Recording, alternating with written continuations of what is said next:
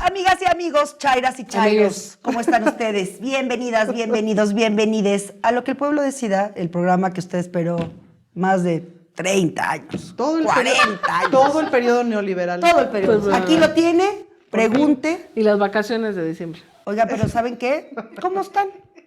No nos Bien, hemos saludado, no los habíamos saludado feliz tampoco a año. los compañeros, compañeris. Seguro nos extrañaban, pero ya estamos de vuelta. Ya estamos de vuelta y Ya todavía Más chairas que nunca, ¿no? Más chairas que nunca. Más Sí, chairas sí. cumanas. Se amenaza que con la- mucha chaires. La posada y los Reyes Magos se penetró la chaires. Se penetró. Y fíjate que justo en tanto chairas, ¿no? En tanto chairés Vamos a intensa, arrancar. vamos a arrancar con un chairo. Híjole, de cuna. ¿Quién de creen cuna. que está hoy con nosotros? El secretario de Gobierno, Martí Batres. Y como la charla yo creo que va a estar larguita, ya vámonos yendo, ¿no? Vámonos yendo. Directo, vámonos. Pero hay que cambiar lugares, ¿no? Bueno, Órale, órale, Lugares. fruta. ¿Quién le va a preguntar a Maití de su peinado? No. Que nos enseñe su foto. Qué grosera. Un zoom. Yo la verdad creo que esas ideas progresistas están acabando con las familias. En mi familia, por ejemplo, somos hasta donde sé como 15 hermanos y hermanastros y desde el 2000 ya no se puede decir quiénes son los bastardos. Y eso no es justo, porque no es lo mismo repartir una herencia entre 3 hijos naturales que entre quién sabe cuántos hijos que nomás nacieron porque unas rompehogares engatusaron a tu papá. Y pues sí. Honestamente, creo que sería muy bueno regresar al Código Napoleónico y que quede claro quiénes tenemos el derecho legítimo de decirle papá a mi papi. Que quede claro quiénes somos los legítimos y que se sepa quiénes son unos bastardos que solo buscan quitarnos lo que legítimamente nos corresponde. Pues ya estamos de regreso con la entrevista con nada más y nada menos que Martí Batres Guadarrama. Bienvenido, Martí. Eso. Actualmente secretario de Gobierno aquí en la Ciudad de México, pero bueno, con una trayectoria de izquierda, con todo un historial. Una trayectoria en la de izquierda lucha. desde que nació, porque en su familia les dieron el Capital de Marx junto con el biberón. La mamila, el pañal. Casi. Casi, ¿no? ¿Sabes que nos enseñaron a leer a los 4 años? A los 4, sí. A mi hermana Vietnica y a mí. A los 4 Pero años. claro, porque tu papá, a ver, Porque eran cuéntanos un maestros, poco, ¿no? Tus papás eran Maestros. normalistas, entonces vienes de una familia ya rudita, ¿no? Maestros normalistas y luego de normal superior. Entonces, la secundaria estaba pegada a la normal. Hace poco llegó mi papá, que por cierto cumplió 88 años hace poquito, con un compañero suyo, que también tiene como casi 90 años, a plantearnos un tema que les ayudáramos a resolver del hijo de uno de ellos, de uno de sus amigos. Y estaban recordando, ¿no?, cómo se formaban. La secundaria estaba en la Escuela Nacional de Maestros y luego seguía la preparación para ser maestro. Y salías de la normal y tenías plaza de maestro en primaria. Eso es lo que quería destruir Peña Nieto. Acabar con todo ese sistema. Yo luego comento como para expresar lo que era antes el tema de la seguridad, de la permanencia, de la fuerza del magisterio. Salías de la normal, tenías plaza de maestro, dabas clase de 30 años, 40 años y te jubilabas. Te jubilabas. Y además te alcanzaba. Sí, claro. Sí. Y ahora, lo que quería hacer Peña Nieto con su reforma educativa era que a los 4 años de dar clase, a los 4 años, evaluación. ¿No pasas la evaluación? Fuera del servicio docente. Imagínate. Pasas la evaluación, está bien, pero en 4 años, otra evaluación, si no pasas, fuera. No, pero también abrir del la servicio corrupción a todo, obviamente. No, Si era con Peña Para Nieto. desmantelar. control gubernamental de quién daba clases y quién no daba clases. Por eso se levantó el magisterio, y no solo la CENTE, sino también el CENTE, pues se levantaron contra la reforma educativa de Peña Nieto, que ahora, afortunadamente, con la 4T Se se echó para atrás. derogó. Ahora, control gubernamental de un movimiento también bien político. Hay muchos diputados y diputadas, digo ahora que son mi grupo de convivencia, que han sido maestros y Bueno, maestras, el muchísimos. magisterio tuvo un papel impresionante. Mis papás se conocen en el movimiento magisterial que encabezó Otón Salazar. Es un movimiento magisterial de aquí, de la Ciudad de México, que está ahí en el año 56. Básicamente por salario y democracia sindical. Y durante 3 años se desarrolla ese movimiento magisterial. Ellos eran veinteañeros, estaban empezando a dar clases y los dos forman parte del movimiento. Esa es una generación formidable de maestros. ¿Cómo no? Algunos teorizan diciendo que los estudiantes del 68 fueron alumnos De esos De maestros. de los generación. maestros del 58. Claro. Que ¿Qué tiene fue? sentido. Claro. Pero Pues fuiste sí. creciendo y además, a ver, cuéntanos un poco de eso, cómo fue tu vida política, porque además toda tu familia se dedica a la política, sobre todo entre mujeres. A ver, ¿qué es tener hermanos? Como la conciencia social, ¿no? Sobre Mujeres, todo. conciencia, crecer con ellas y la política siempre de lado. Empezando por el hecho de que en la casa no era que el papá era el proveedor y la mamá se quedaba en el hogar, sino que pues, yo crecí viendo a mi padre y a mi madre trabajando. Los dos iban trabajando asalariadamente, porque el trabajo en el hogar también es trabajo, nomás que no es reconocido económicamente. Pero ambos iban a dar clases a la primaria en la mañana, a dar clases en la secundaria en la mañana y en la primaria en la tarde. Entonces iban a dar clases, llegaban, comíamos juntos y se iban a dar clases. Entonces había una igualdad. O sea, los dos aportaban al gasto familiar.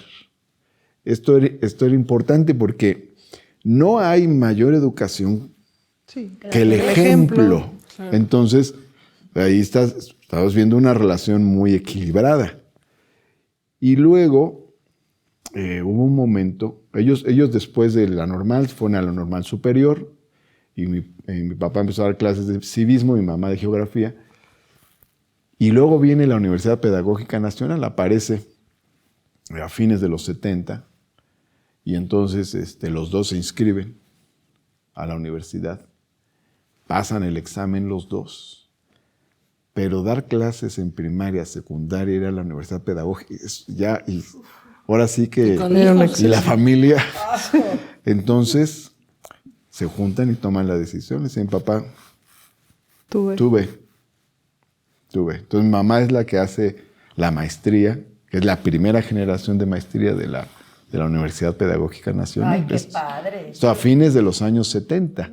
Que en esa generación es todo un suceso. Pero ¿no? formidable, porque al hecho de ser maestros politizados, muy concientizados, como fue toda esa generación, le agregamos el hecho de que en la Universidad Pedagógica mi mamá encuentra un conjunto de cosas que le hacen romper esquemas de la propia izquierda. Cuestionar el autoritarismo escolar, cuestionar la regla esta de que la letra con sangre entra. Claro. Entonces, y entonces esto es formidable porque se empieza a conectar con muchos otros temas. Por mi mamá llegó Gramsci a la casa, por ejemplo. Bueno, Te digo. no más. Gramsci, Alberti, y un montón de pedagogos y de Paulo Freire, Giulio Girardi, en fin, cuestionando un montón de cosas. Entonces, todo eso también influyó en nosotros. Íbamos ahí luego, yo acompañaba mucho a mi mamá a la Universidad Pedagógica, entonces yo corría por todos lados mientras daba clase, pero pues se nos van quedando los temas, vas escuchando. Claro, creciste con conciencia social, ¿no? Y cuando te tocó, porque tú formaste parte del CEU después de la universidad, ¿no? Cuando yo llegué al CEU, ya llevaba unos años de experiencia. ¿Eso qué fue, el 92? No, el CEU es en el 86. Sí. Yo empecé a participar en el 81. Bueno, de hecho, por ejemplo, en la normal superior, cuando estaba allá en San Cosme, pues había un auditorio que era un centro de mucha ebullición, de mucho debate, de muchas reuniones. Yo acompañé a mis papás a muchas reuniones allá, a ese histórico auditorio de la Normal Superior. Y entonces, pues ahí iba con ellos, llegué a ir a alguna marcha con ellos, a eventos también,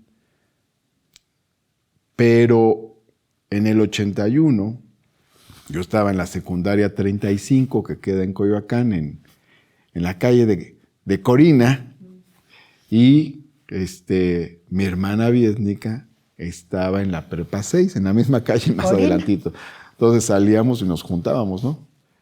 Ya, yo a veces me llevaba otra ropa abajo del uniforme y ya me quitaba el Yo pensé que uniforme. eras de prepa 6, fíjate. No, yo estuve en La prepa 7. Prepa 7, la buena prepa. Yo, aunque me quedaba a un par de cuadras la prepa 6, yo no pedí ir a prepa 6.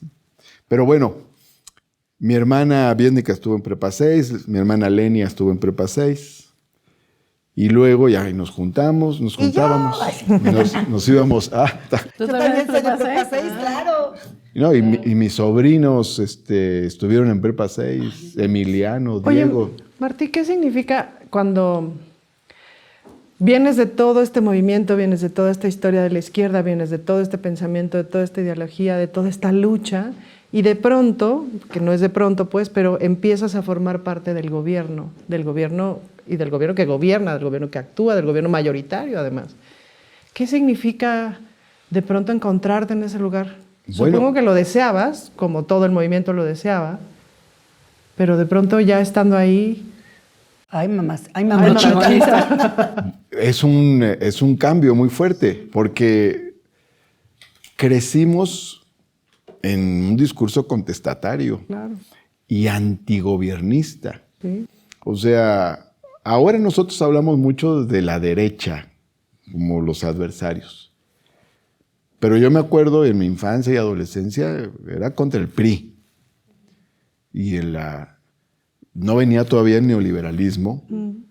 Todavía estábamos en el modelo nacionalista de desarrollo. Pero de todas maneras, la crítica era muy fuerte contra el PRI. O sea, mis papás eran muy antipriistas. ¿Por qué?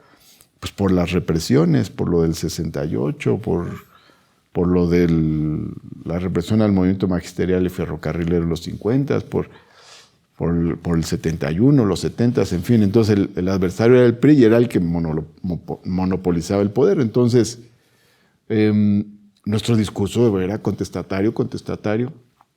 Cuando llegamos a tener responsabilidades, pues claro que tuvo que haber un cambio en el chip. Es más, yo le decía eso a los compañeros, hay que cambiar el chip. Somos mayoría. Sí. Y Hasta para el cabaret hay Y que mira, cambiar el chip yo- porque es muy yo difícil no- ahorita estar Difícil. del otro lado, ¿no? yo no aspiro a los privilegios económicos, pero sí puedo decir que ha sido un privilegio histórico participar en esta etapa. Porque, hablando un poco en lo personal, me tocó ser coordinador de la primera mayoría de izquierda en todo el país. O sea, la izquierda no había sido mayoría legislativa en ningún lugar y la primera vez lo es aquí en la Ciudad de México. En ¿Cuáles 94. de me tus puestos toca los has El coordinador de esa mayoría y Claro. el presidente de la Asamblea Legislativa. Qué Entonces, miedo. sí, fueron como un tobogán, porque yo no había tenido ninguna responsabilidad pública. La primera que tengo es esa, ser hola. diputado, ser coordinador del grupo parlamentario y ser presidente de la Comisión de Gobierno de la Asamblea Legislativa, Ándale. todo de un jalón, con el primer gobierno de izquierda en la ciudad y de todo el país. O sea, fue Con todo. un cambio fuertísimo y fue asumir responsabilidades inmediatamente, ¿no? No fue fácil, pero lo que yo busqué fue hacer el máximo aprovechamiento histórico del momento. Entonces, por primera vez en esa etapa, a nivel local se tenían facultades para reformar el Código Civil y el Código Penal. Antes, el Código Civil y el Código Penal de la ciudad era el federal. Y entonces, por primera vez, se podía desglosar, desdoblar el Código Civil a nivel local. impulsamos una reforma. O sea, hicimos muchas reformas, pero la más importante fue al Código Civil en aquel entonces. Entonces, hablando de, ¿y ahora qué hacemos? Entonces hicimos una reforma con perspectiva de género, de infancia, De derechos humanos. muy fuerte. ¿Pero y sentiste calambres? Sí, por supuesto. Por supuesto. O sea, imagínate, ahorita voy a regresar a lo del Código Civil, pero el día que toma protesta Cuauhtémoc Cárdenas, ahí como primer jefe de gobierno, primer gobernante electo de la Ciudad de México, pues no era cualquier momento, ¿no?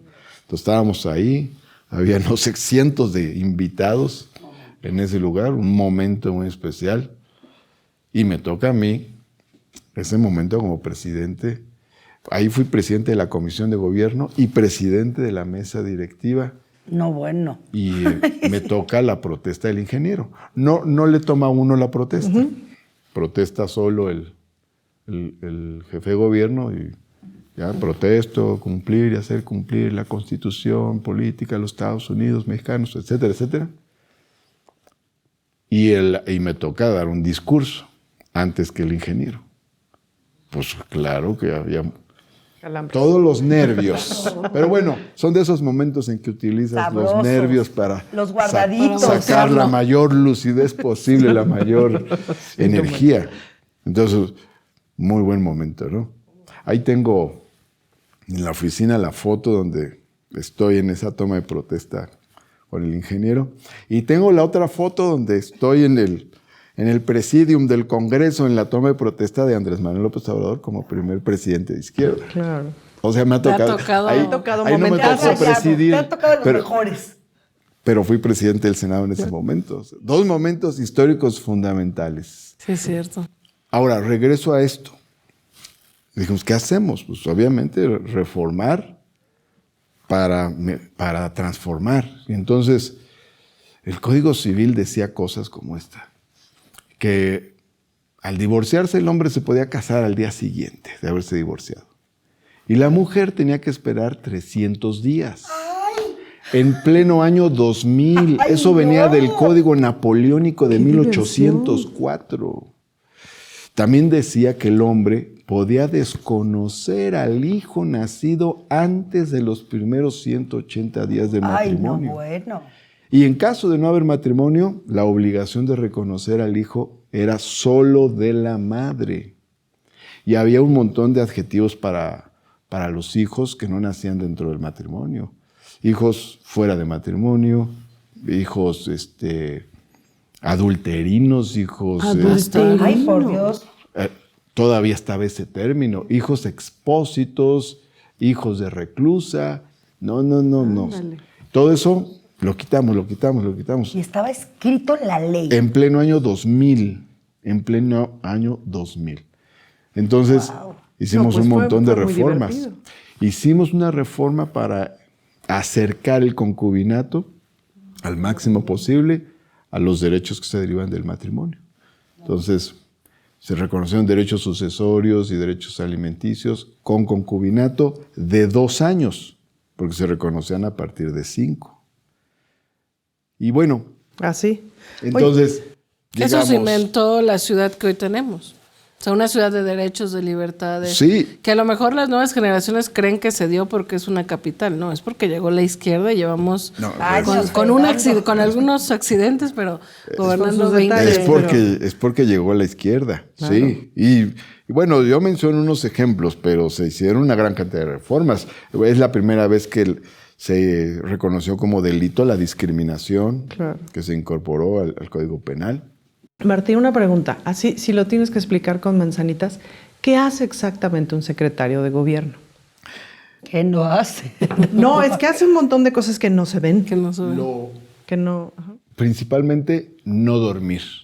Eso es principalmente lo que hace. No dormir, no comer y no cobrar, que ya es la máxima. Yo como casi todos los días en la oficina. O sea, desayuno a las 6 de la mañana porque viene ya el ritmo. Tenemos el gabinete de seguridad a las 7 de la mañana. Voy cada día al gabinete y presento mi informe de cada de lo que pasó el día anterior, mi parte, cada quien presenta su parte. Y luego viene a lo largo del día una gran cantidad de sucesos, que todos son materia de la Secretaría de Gobierno. Nos toca atender todos los conflictos. Todo lo que es conflicto, eso nos toca. Nos toca resolver los conflictos, tanto coyunturales, tanto los de día a día, como los históricos, los estructurales. Entonces vamos resolviendo cosas de largo plazo, vamos resolviendo cosas de coyuntura.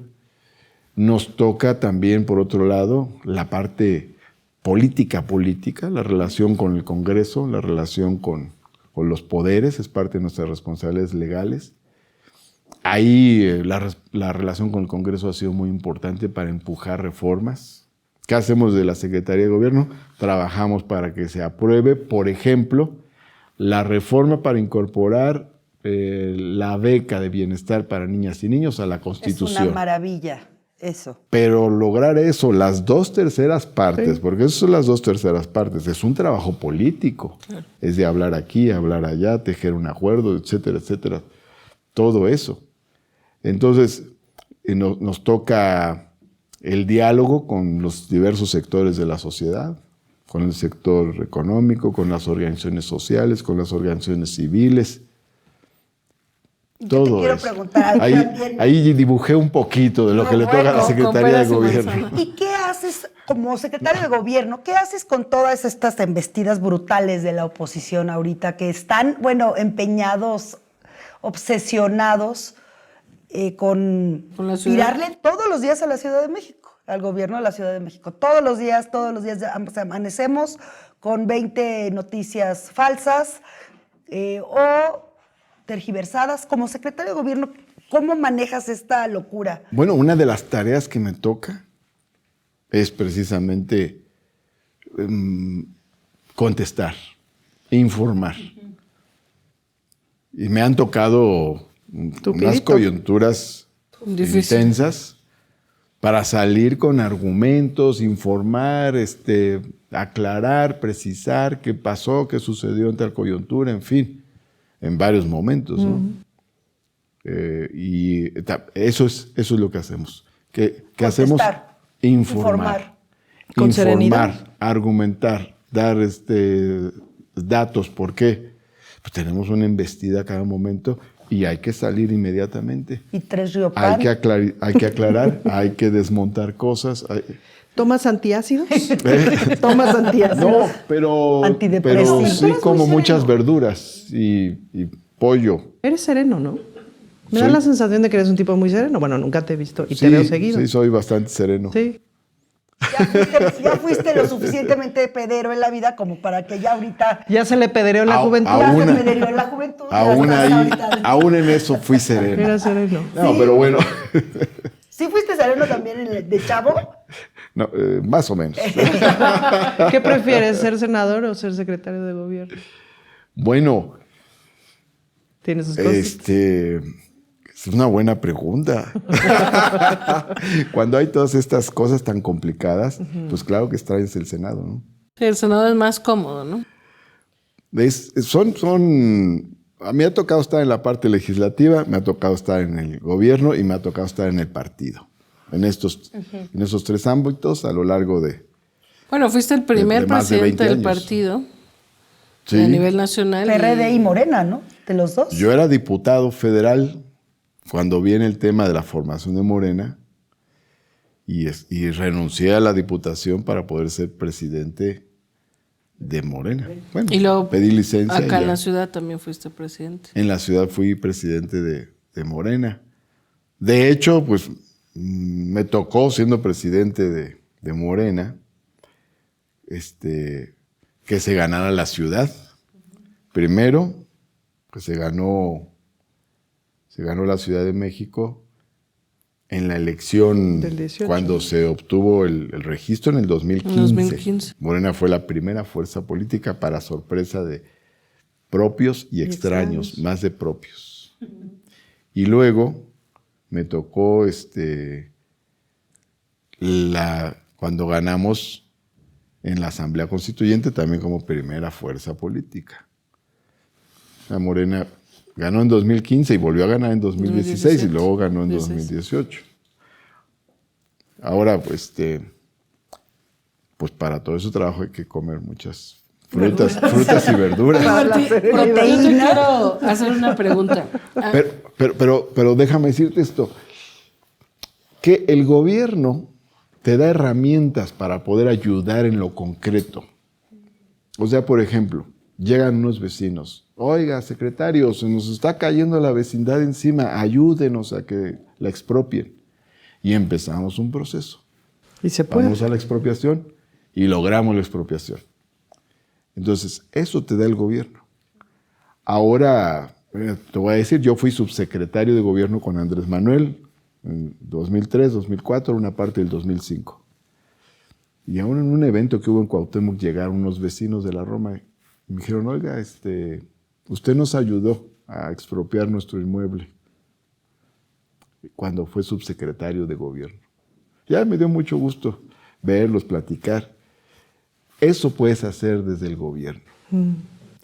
Cuando estuve en la Secretaría de Desarrollo Social, hicimos los comedores comunitarios, hicimos el programa de uniformes escolares, hicimos el programa de mejoramiento barrial.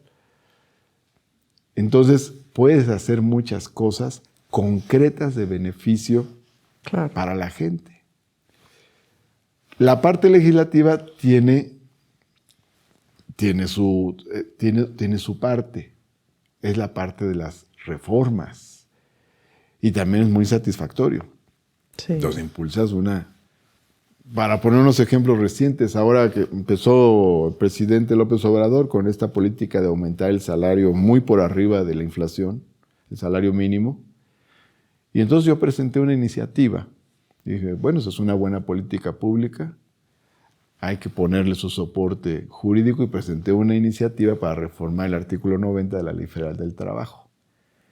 Y con una línea que dice, el salario mínimo nunca podrá ser actualizado por debajo del índice inflacionario. Pues sí. Y se aprobó. De hecho, les gustó mucho en la Secretaría del Trabajo. Dijeron, oye, esa está buena, y me ayudaron a cabildear para que se aprobara en la Cámara de Diputados, ¿no? Esas cosas, pues también tienen su parte. Ahora sí que el gobierno tiene lo suyo, el trabajo legislativo tiene lo suyo, pero el gobierno es mucho más intenso. Uf, cómo no. ¿Y qué tendrías que decirle, por ejemplo? En estos días más. Bueno, ahora a la militancia de Morena, a la militancia joven de Morena, como mirando tantito para atrás todo el camino andado, ¿no? ¿Cómo se milita ahora a un chavo que empieza a los 14 años como tú empezaste? Pero que ahora nos tocó ser gobierno. Pero que ahora nos toca ser gobierno. Entonces, en las marchas ya no gritas pinche gobierno. Entonces, ¿qué gritas? ¿Cómo se es ahora militante? ¿Cuál es el papel ahora del militante? Hay una cosa bien interesante. Nosotros somos un gobierno que marchamos. O sea, no somos un gobierno burócrata. Somos un gobierno en movimiento. O sea, seguimos siendo movimiento. O sea, sí llegamos al gobierno, pero no somos un aparato burocrático del Estado al estilo tradicional. Somos un movimiento de transformación, aunque seamos gobierno. Y que el presidente haya marchado el otro día, el 27 de diciembre pasado. Noviembre. 27 de noviembre, el 27 de noviembre pasado. Es el ejemplo más claro de ello. Así es. Pero esto es muy importante porque, o sea, nosotros llegamos para transformar.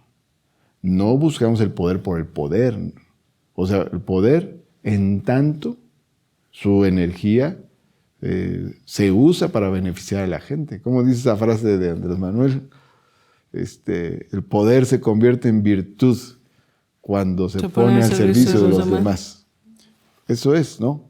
Entonces, estamos en el gobierno y seguimos siendo movimiento. Y seguimos siendo críticos de un sistema global. Y estamos en el gobierno para hacer transformaciones de cada día, en cada cosa. En cada cosa vamos haciendo Sí, la crítica no cambios, para. ¿no? La crítica ahora está del otro lado, ¿no? Es del embustero de la oposición que no deja que se que esos cambios caigan, obviamente, que no quiere, ¿no? Ahora yo supongo que esas marchas en contra, bueno, hasta nuestra marcha le sirvió a la derecha para ver que somos un movimiento Que seguimos vivos. gigante. Que respetamos y cobijamos al presidente Andrés Manuel. Y, bueno, yo recuerdo justo en la marcha que vi a una señora, te lo conté, que estaba con su hija y estaba Andrés muy lejos todavía. Pero ahí venía y entonces ella dijo, órale, mija, esta es nuestra oportunidad. Y riájale. La gente, que éramos Meterse millones para que saludarlo. tuvimos, para saludarlo. Y yo vi cómo fue así, ella chiquita, así, abriéndose paso, Cual la ninja. escuincla atrás. Llegaron Andrés Manuel y yo vi toda la escena, cómo volteó Andrés Manuel, cómo ella lo jala así del hombro para darle un beso. Andrés Manuel con el jalón le da su beso, la agarra, la escuincla, no sé qué. Y la señora veo cuando se va Andrés Manuel, cómo voltea con la hija así de lo logramos, ¿no?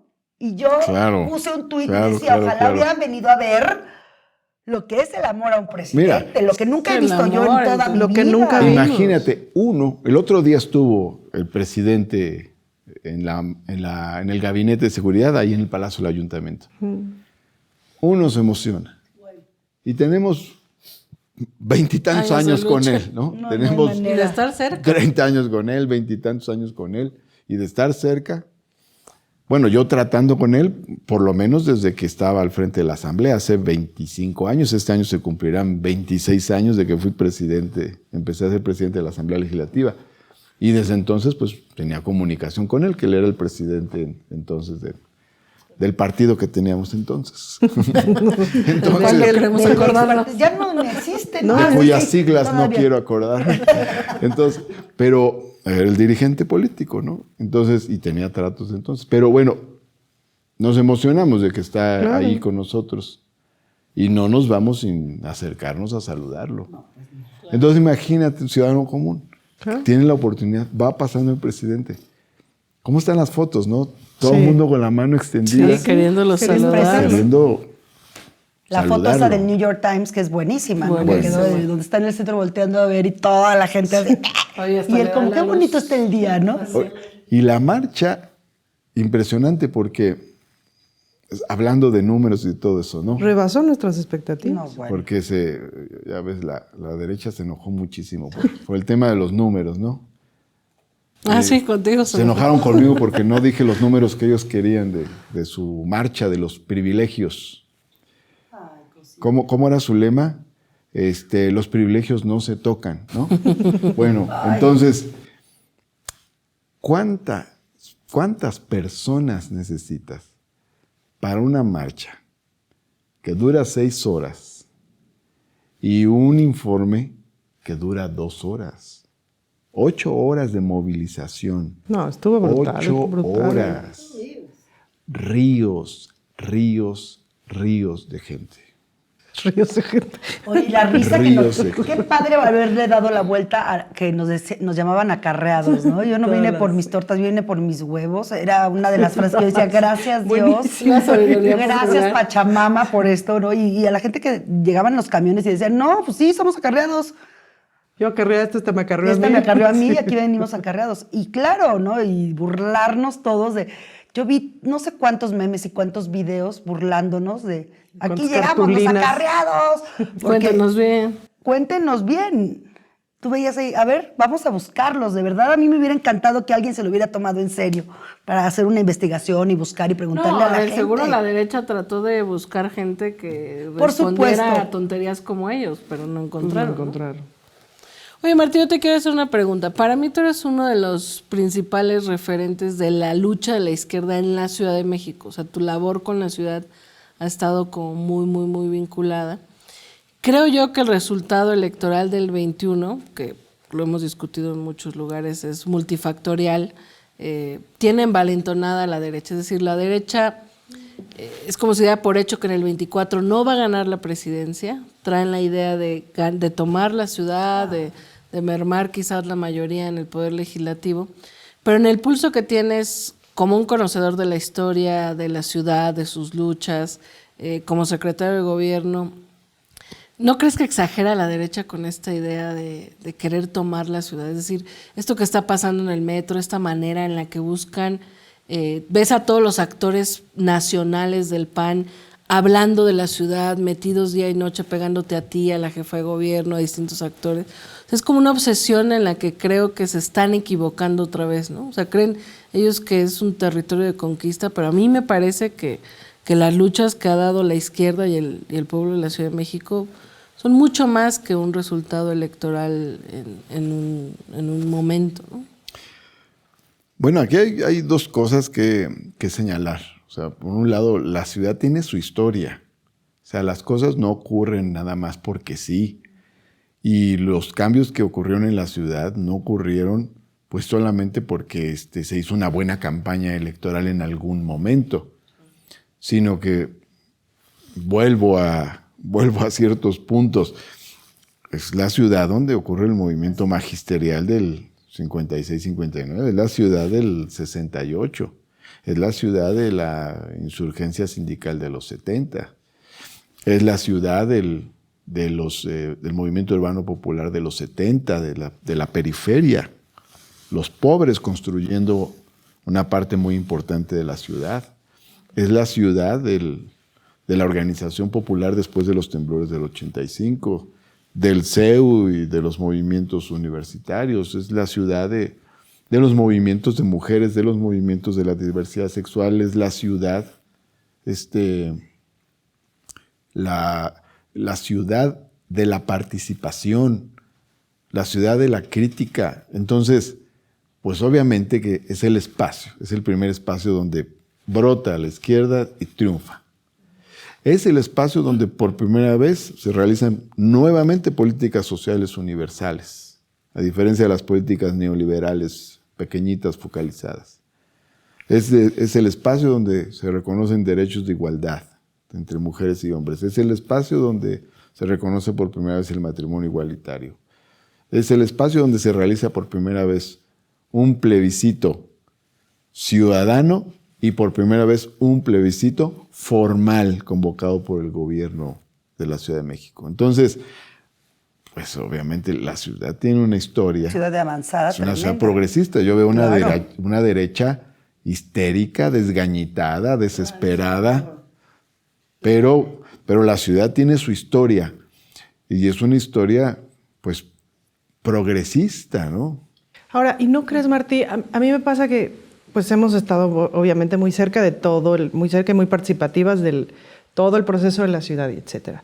Cuando tú comparas la Ciudad de México en muchas cosas que tienen que ver justo con los logros de la izquierda, como el costo y la calidad del transporte público, como por ejemplo el asunto de la impunidad del feminicidio, que en la ciudad se ha reducido 200%, es decir, que casi cualquier feminicidio está vinculado a proceso en la ciudad y que eso no se da en ningún otro estado de la República.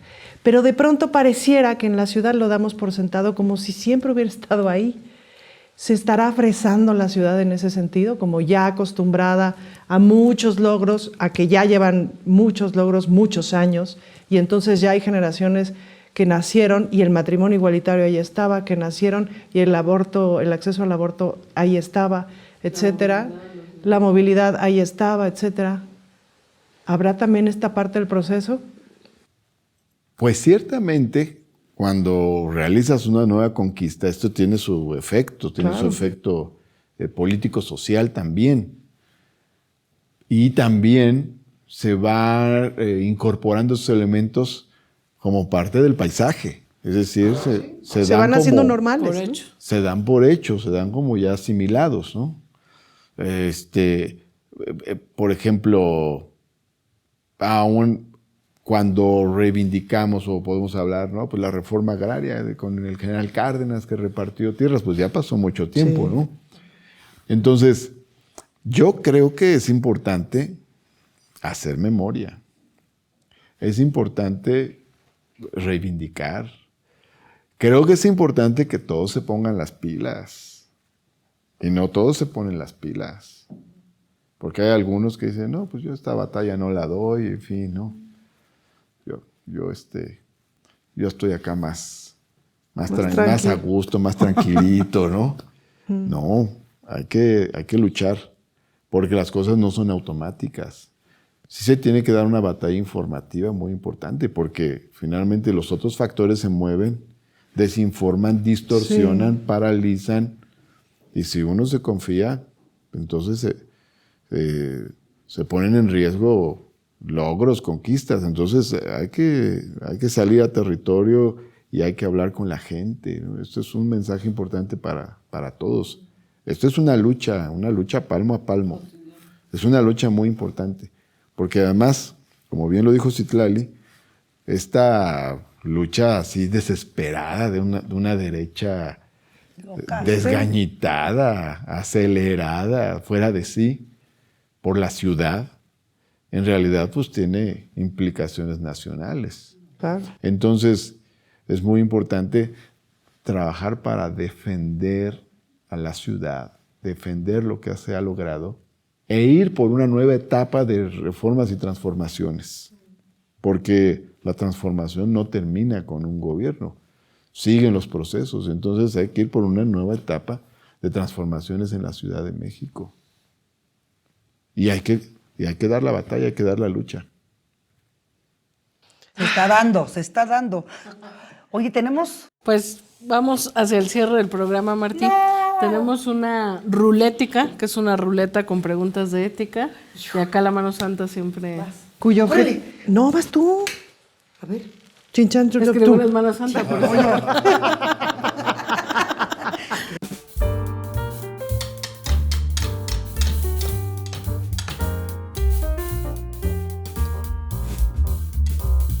No. Chacas. Pregunta. A ver, pregunta. Chinchampú. Es sobre la naturaleza. Ándale. Pregunta. Estás a cargo de un importante proyecto público y recibes un reporte que indica que su construcción destruirá cientos de kilómetros de área natural protegida, acabando con la fauna y flora del lugar. Pero el reporte también indica que esta obra sacará de la pobreza a cientos de miles de personas. La decisión es solo tuya. ¿Apruebas que la obra siga adelante? Respuestas. Inciso A, ¿apruebas que la obra siga? Inciso B, ¿detienes la obra para proteger el ambiente? Ay, está No hay inciso C, ya Es que sé. siempre falta la C. Siempre Siempre falta el falta la inciso C. C. O la D, todas las anteriores. Exacto. No, pues faltan varios incisos. Faltan varios incisos, pero lo fundamental es el equilibrio. Es decir, no hay absolutos. Tienes que equilibrar. No está Derbez ahí en la pregunta que... Un principio fundamental es primero los pobres, porque es el punto que nos define. No el único, pero es el...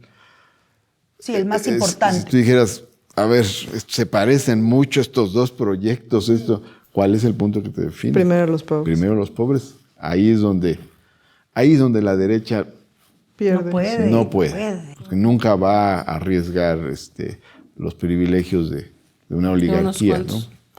Entonces, el punto fundamental es ese. Ese es el punto ¿Ves fundamental. por qué es buen secretario de gobierno?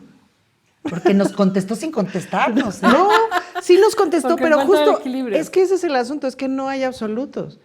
Es que también crecimos pensando que había como absolutos y ¿Sí no hay o no? absolutos. Como dijo el presidente el otro Lo día, que dice es toca elegir entre a veces toca inconvenientes. elegir entre inconvenientes, sí. Eso es la de toma de decisiones diaria, ¿no? Sí, y además, esto es parte del gobierno. En el gobierno tienes que decidir, no puedes decir... No puedes no decidir. No puedes decir de esto, no, Ahorita vemos. En otro momento. asunto no lo vamos a abordar. ¿No? No, pues los temas están ahí. Sí, claro. ¿No has tenido ganas de salir corriendo y decir, ahorita vengo? Voy por cigarros. Voy por cigarros. Dejé mi topper en el coche y ahí están mis quesadillas, ahorita vengo. Sí, más seguro los toppers que los cigarros. No, ya asumes una responsabilidad y va para adelante. Y sí me llevo mi topper. Sí te llevas el toque. Sí, yo casi diario como en la oficina, Pues sí. tengo una mesita y como ahí rápido. Y vámonos a la siguiente. Y ha habido ocasiones en que agarro mi topper y como en el coche. No pocas. Espero Ahora, que tengas buenos de topes. todas maneras, aparto también mis tiempos para comer con la familia. Los viernes como con mis hijos grandes, sábados y domingos con mi esposa, Daniela, que aquí anda, y los niños, mis hijos más pequeños. Esa es una parte fundamental. Claro. Sin esa, no puedo ir a la otra. O sea, yo ¿Pa' necesito un rato. El sábado, Marticito jugaba fútbol. Y me invitaban a lo de la Jolote que se hizo allá en Chapultepec. Sí, dije, no puedo porque juega fútbol mi hijo Martí. Entonces, sin eso no puedo ir a lo demás, porque yo con eso, Sí, con te eso, nutre el corazón.